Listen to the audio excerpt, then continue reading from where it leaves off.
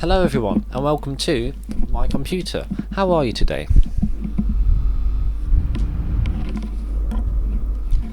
Wow, that's a pretty loud statement. So yeah, this is my computer. I built it about 3 months ago now and it's quite loud. When you're in a game or like doing something you don't really notice it, but if you walk into the room or you're just in the room and it's on, by God. The reason for this is mainly because I went with the cheapest AMD B450 motherboard available, the B450M HDV R4.0 by Asrock, which has 3 fan headers, one 4-pin for the CPU, another 4-pin, and a 3-pin. This case, by Fractal Design, comes with 2 3-pin fans, so I put these on the 4-pin and the 3-pin fan header. The 4-pin fan header, because it's PWM, can't control that fan, and then the 3-pin header, but it should be able to control the fan, has no speed control at all. So today I'm going to upgrade to the second cheapest B450 motherboard available, the Asrock B450M Pro4. This has more fan headers, they're all 4-pin, but importantly they can be configured to run in 3-pin or 4-pin mode to match your fans, which is like, it's so clever and simple, it should just be a standard feature. Other advantages of this motherboard over the other one include that this one has USB 3.1 Gen 2 support and a USB-C port, and it has a better audio codec for better sound, and it has most importantly, RGB support. It's also physically bigger. They're both micro ATX, but this one is like skinny micro ATX. It's less big than it's smaller than it could be. They're both micro ATX, but this one is full size micro ATX. It's a proper square size, whereas the one I have currently is like skinny micro ATX, so it's like, it's less wide and shorter, so it has, I think it looks worse in the case. When it's like putting a micro ATX motherboard into a full ATX case, it looks silly and small, but with this one it should fill the case more and be more impactful.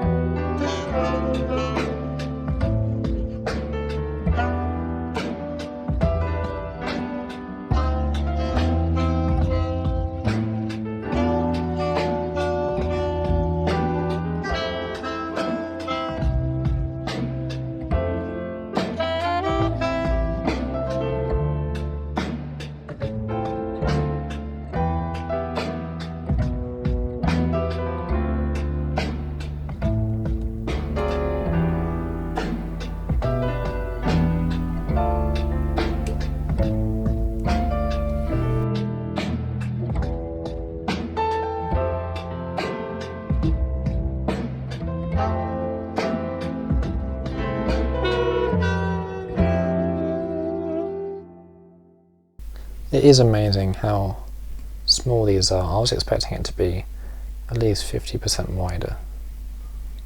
A terabyte, all on there.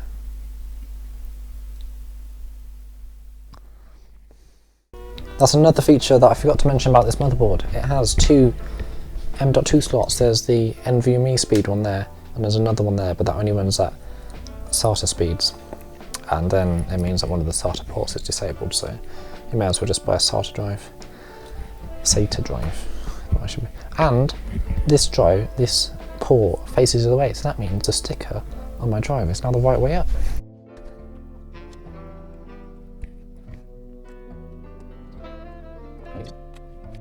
Next, one must remove the I/O shield.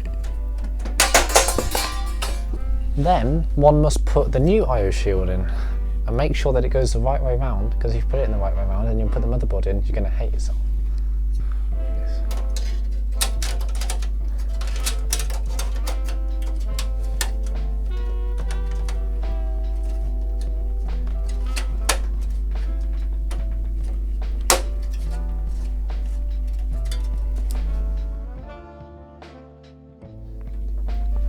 So it's finally time to put the motherboard back in.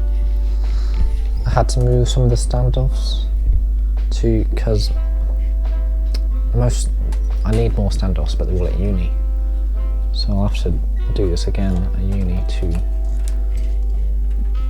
put all the standoffs in, but I moved them to places where I think they'll support the motherboard best with the limited amount that I have.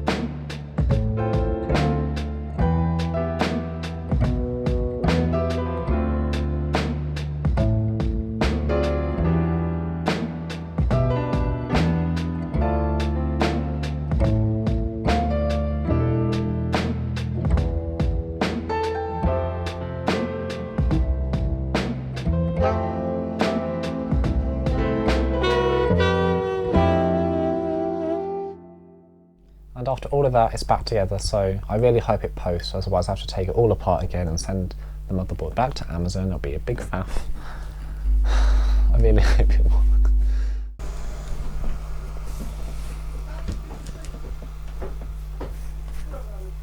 Please work, for the love of God.